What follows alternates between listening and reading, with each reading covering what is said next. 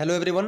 दोस्तों आज हम लोग डिस्कशन करेंगे रेलवे एनटीपीसी में जो पूछे गए क्वेश्चन है पिछले सालों में उनको। ठीक है, देखिए जब हम लोग बात करते हैं रेलवे एनटीपीसी या ग्रुप डी की, तो मैथ्स और रीजनिंग के सवाल ऐसे होते हैं जो लगभग सारे स्टूडेंट जो तैयारी कर रहे हैं कंपटीशन की वो बना पाते हैं। ठीक है, लेकिन जीके जीएस सबसे बड़ा जो दिक्कत होता है स्टूडेंट्स का वो होता है भैया जीके जीएस में। ठीक है, वो अक्सर उनके मुँह में एक ही सवाल होता है कि जीके जीएस कहाँ से करें यार, ये तो इसका तो कोई डिफाइंड सिलेबस ही नहीं मिलता है, मतलब समुद्र की तरह है। ठीक है, तो दोस्तों देखिए जीके जीएस को याद करने का सिंपल सा तरीका यही है कि इसको बार बार देखा जाए, बार बार प्रैक्टिस किया जाए। इसीलिए बोलते हैं ना कि रोज सेट बनाइए ताकि क्वेश्चन से आप फेमिलियर हो, रूबरू हो। ठीक है, तो इसी सीरीज में जो है हम आपके साथ रेलवे में पिछले सालों में जो क्वेश्चन पूछे गए हैं जीके जीएस खासकर साइंस से और जीके से, उसको यहाँ पे डिस्कशन करेंगे। रोज सुबह 8 बजे वीडियो यहाँ पे अपलोड होती है, तो आज थोड़ा सा देर हो गई है। ठीक है, तो अगर आप नए हैं तो प्लीज़ चैनल को सब्सक्राइब कीजिए, दोस्तों के साथ शेयर कीजिए। आज का क्वेश्चन शुरू करते हैं। देखिए सबसे पहला जो क्वेश्चन है, आज का जो टोटल क्वेश्चन है ये 2016 में जो एनटीपीसी हुआ था इसमें पूछा गया था। ठीक है, क्वेश्चन है कि जीवन की मूलभूत इकाई क्या है। ठीक है, जीवन की मूलभूत इकाई क्या है। क्लास 9 का साइंस का बुक में एनसीईआरटी में आपको मिल जाएगा। जीवन की जो मूलभूत इकाई है उसको कहते हैं हम लोग कोशिका कहते हैं। ठीक है, आपको पता होगा कोशिका से रिलेटेड कोई और भी क्वेश्चन पूछे जा सकते हैं, जैसे कोशिका की खोज किसने की थी, तो याद रखिएगा कोशिका की खोज जो है वो रॉबर्ट हुक ने की थी। ठीक है, रॉबर्ट हुक ने कब किया था, 1665 ईस्वी में।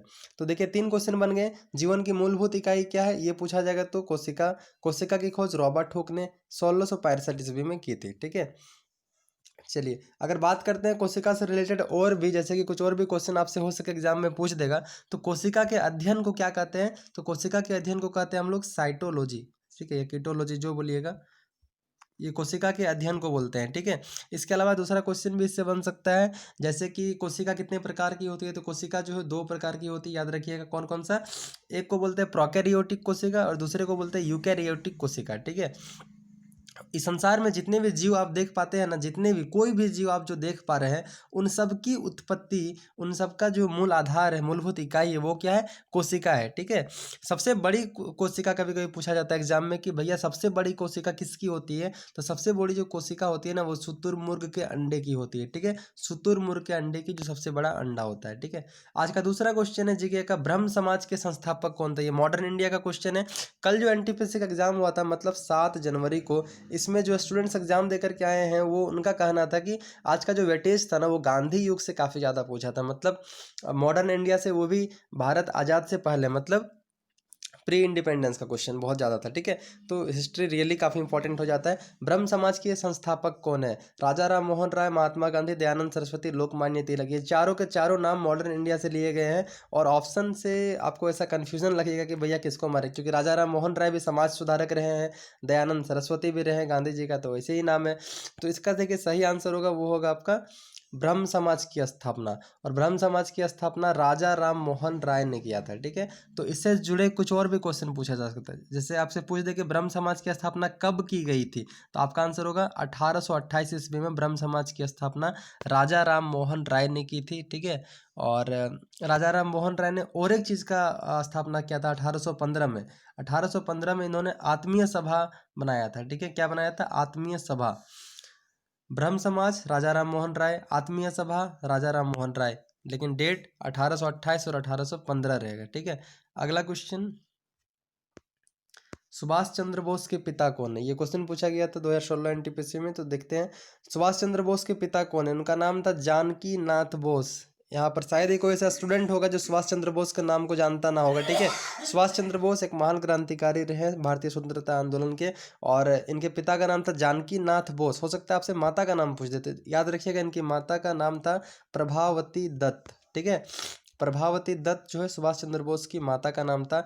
कभी कभी सुभाष चंद्र बोस की मृत्यु का कारण पूछा जाता है, हालांकि इनकी मृत्यु का जो कारण है वो कोई मतलब अभी तक प्रूफ तो नहीं हो पाया है, लेकिन जो मैक्सिमम जो जहाँ चीज़ें लिखी रहती है वो तो बस यही लिखा रहता है कि एक वायुयान दुर्घटना में इनकी मृत्यु हो गई थी। ठीक है, सुभाष चंद्र बोस का जो डेट ऑफ बर्थ है वो है आपका 23 जनवरी 1897। 23 जनवरी 1897 में इनका डेट ऑफ बर्थ दिखा गया। ठीक है, आज़ाद हिंद सरकार का गठन इन्होंने किया था, वो इंपॉर्टेंट है। सुभाष चंद्र बोस के बारे में जब हम लोग पढ़ते हैं तो इन्होंने एक आज़ाद हिंद फौज या आज़ाद हिंद सरकार का गठन किया था। कहाँ किया था, सिंगापुर में। कब किया था, 1943, 1943 में यह आज़ाद हिंद फौज की गठन करते हैं, और 1945 में जो है इनकी मृत्यु हो जाती है। ठीक है, अगला क्वेश्चन है कि मानव शरीर की सबसे बड़ी हड्डी कौन है। ये बायोलॉजी का बहुत इंपॉर्टेंट क्वेश्चन है, क्योंकि एग्जाम में ये कितना बार पूछा गया ये आप लोग को पता ही होगा। मानव शरीर की सबसे छोटी हड्डी कौन है, कभी पूछा गया सबसे बड़ी हड्डी कौन है, ठीक है। तो देखिए सबसे छोटी जो हड्डी है ना, वो उसका नाम है भैया स्टेपीज, ठीक है।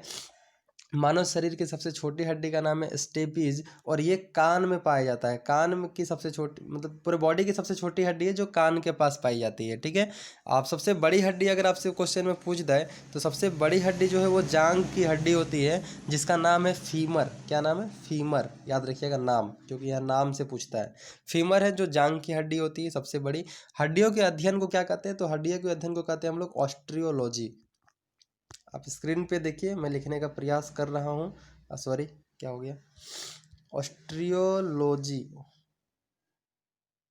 ठीक तो था, हाँ ऑस्ट्रियोलॉजी, ठीक है। हड्डियों के अध्ययन को हम लोग बोलते हैं ऑस्ट्रियोलॉजी। हड्डियों, कैल्शियम एक बहुत ही इंपॉर्टेंट तत्व है जब हड्डी की बात करते हैं तो, क्योंकि कैल्शियम एक ऐसा एलिमेंट है जो हमारे हड्डियों को और हमारे दांतों को जो है ना वो मजबूती प्रदान करता है, ठीक है। भारतीय विज्ञान संस्थान कहाँ है? भारतीय विज्ञान संस्थान इंडियन इंस्टीट्यूट ऑफ साइंस, तो IISc बेंगलुरु में है, ठीक है। भारतीय विज्ञान संस्थान कहाँ है आपका? बेंगलुरु में है। तो कुछ और भी क्वेश्चन आपसे इससे पूछ सकता है जुड़ा हुआ, जैसे कि भारतीय खगोल संस्थान कहाँ है? खगोल वाला, ठीक है। भारतीय खगोल संस्थान कहाँ है? तो उसका भी आंसर क्या होगा? उसका भी आंसर होगा बेंगलुरु में है, ठीक है। इसके अलावा भारतीय चीनी तकनीकी संस्थान पूछेगा तो आपका आंसर होगा कानपुर। आगे बढ़ते हैं क्वेश्चन में। सूर्य की ऊर्जा किस माध्यम से उत्पन्न होती है? मतलब आपको क्या क्वेश्चन पूछ रहा है कि सूर्य में जो एनर्जी डेवलप होता है ना वो कैसे डेवलप होता है, आखिर उसके अंदर क्या होता है, कितनी ज़्यादा एनर्जी डेवलप होती है, ठीक है। तो आपको पता होगा कि सूर्य जो है ये हमारे सौर मंडल का मुखिया है, मतलब सबसे मुखिया है ये सूरज है, और इसके जो ग्रह है आसपास में ये जो है सूर्य की परिक्रमा करते हैं, ठीक है। तो सूर्य क्या है? सौर मंडल का मुखिया है, ये याद रखिएगा। पृथ्वी के सबसे निकट का तारा कौन है? सूर्य है। सूर्य के पास जो है, सूर्य एक तारा है, ठीक है, जो पृथ्वी के सबसे निकट का तारा है, और सूर्य, हर तारों के पास जो है अपना प्रकाश होता है, ठीक है। तो सूर्य के पास भी क्या है? अपना प्रकाश, अपना एनर्जी है। तो क्वेश्चन पूछा आपसे कि सूर्य की जो एनर्जी होती है ना वो कैसे उत्पन्न होती है, ठीक है। तो सूर्य की जो एनर्जी होती है ना वो न्यूक्लियर फ्यूजन, परमाणु संलयन से उत्पन्न होता है, ठीक है। सूर्य के अंदर प्रोसेस चलता रहता है, उसमें काफ़ी गैसेस पाई जाती है जैसे कि हीलियम वगैरह। तो उसमें जो परमाणु संलयन होता है, न्यूक्लियर फ्यूजन उसके अंदर, उसी से वो एनर्जी डेवलप होता है, ठीक है। देखिए सूर्य की जो उम्र है, ये पूछना तो नहीं चाहिए लेकिन बच्चों से सवाल कभी पूछ देगा तो आप याद रखिएगा, सूर्य की जो ईयर है ना वो बताया गया है 5 मिलियन वर्ष, ठीक है। और सूर्य का प्रकाश को पृथ्वी तक पहुंचने में कितना समय लगता है? तो 8 मिनट 16 सेकेंड, कहीं कहीं मिलेगा 8 मिनट 20 सेकेंड, दोनों में से ऑप्शन में एक ही रहेगा, याद रखिएगा, ठीक है। चलिए अगला क्वेश्चन है, सबसे बड़ा स्तनपायी कौन सा है? देखिए दोस्तों, जीके जीएस क्वेश्चन कराने का सिर्फ एक ही मकसद है कि आपका रिवीजन होते रहे, साथ ही साथ मेरा भी रिवीजन होते रहे, ठीक है। तो इसीलिए आप पर डे सुबह 10 मिनट का ही वीडियो रहता है, आप देखा कीजिए, ठीक है। इससे क्या होगा कि क्वेश्चन जब रिपीटेशन होते रहेंगे, माइंड में चलते रहेंगे ना, तो कभी भी क्लिक हो जाएंगे आपके साथ एग्जाम में, ठीक है। तो इसीलिए बहुत इंपॉर्टेंट है खासकर देखना, इसीलिए दोस्तों के साथ भी शेयर कीजिए जो खासकर तैयारी कर रहे हैं, जिनका आने वाला एग्जाम है ग्रुप डी का, या फेज 2 फेज 3 में उनका एनटीपीसी होगा, तो ठीक है।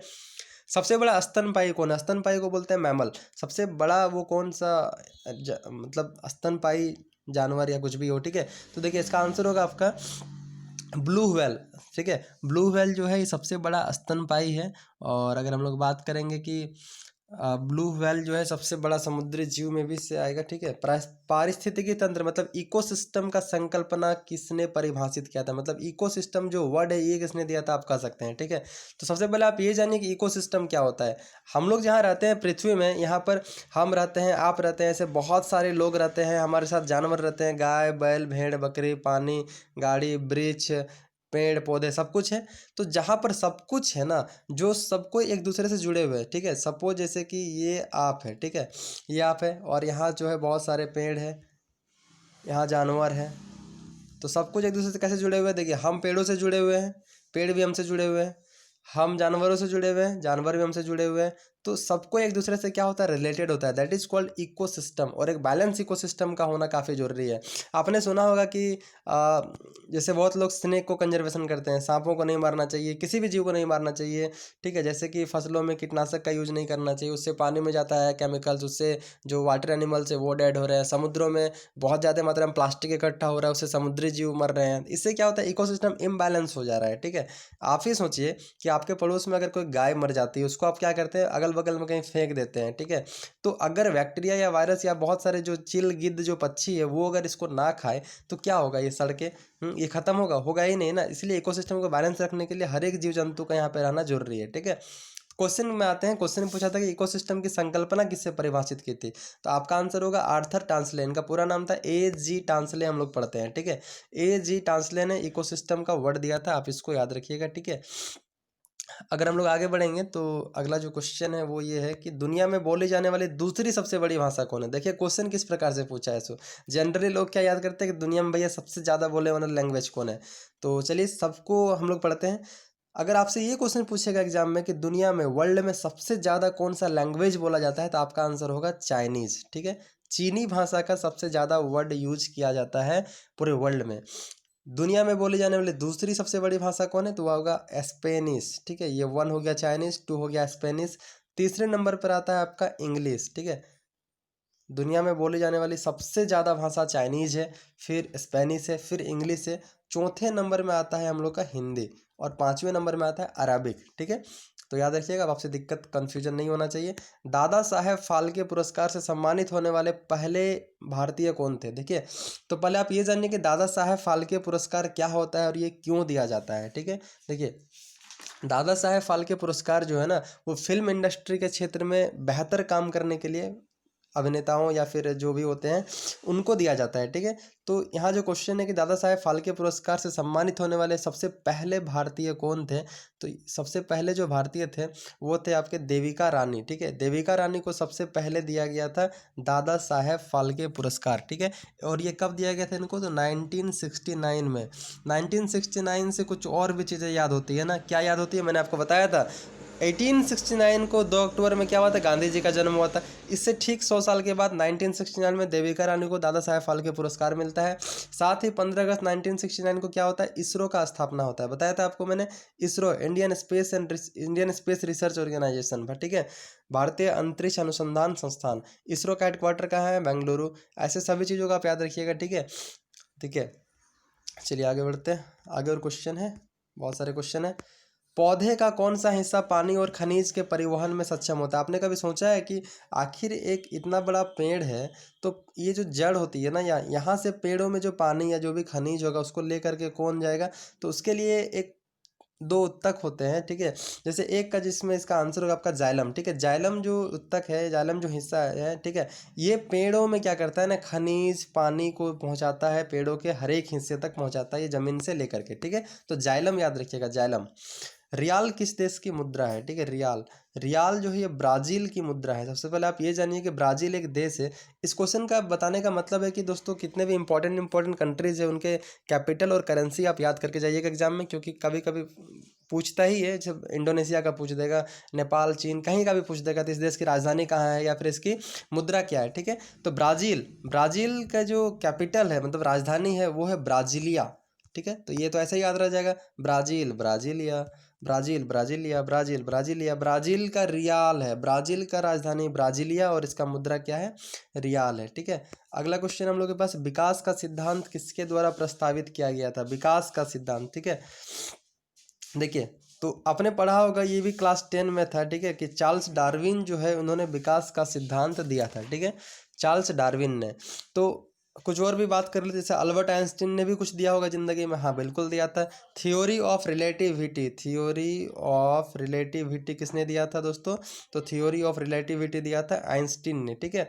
अल्बर्ट आइंस्टीन ने थ्योरी ऑफ रिलेटिविटी दिया, चार्ल्स डार्विन ने विकास का सिद्धांत दिया, ठीक है। आइजक न्यूटन ने गति के नियम दिए, गुरुत्वाकर्षण के नियम दिए, तो इनको नहीं भूलिएगा, काफ़ी अच्छे बंदे थे, ठीक है। चलिए आज का क्वेश्चन यहाँ पे खत्म होता है। हम लोग फिर कल मिलेंगे सुबह। रेलवे के इसी जो पूछे गए 2016 के क्वेश्चन से एनटीपीसी और ग्रुप डी में, उनको लेकर के बहुत ही इंपॉर्टेंट क्वेश्चन मिलेंगे। तब तक के लिए बने रहिए आप हमारे साथ, और नए हैं तो प्लीज़ चैनल को सब्सक्राइब कीजिए, क्योंकि हम ऐसे ही वीडियोज और लाते रहेंगे अपने इस चैनल पर। और शाम को आज दिन भर में जो एग्जाम होगा रेलवे एनटीपीसी का, उसमें जो जो क्वेश्चन पूछा जाएगा जीके जीएस में और मैथ्स में, उसका भी हम लोग वीडियो अपलोड करेंगे शाम तक। तब तक के लिए थैंक यू।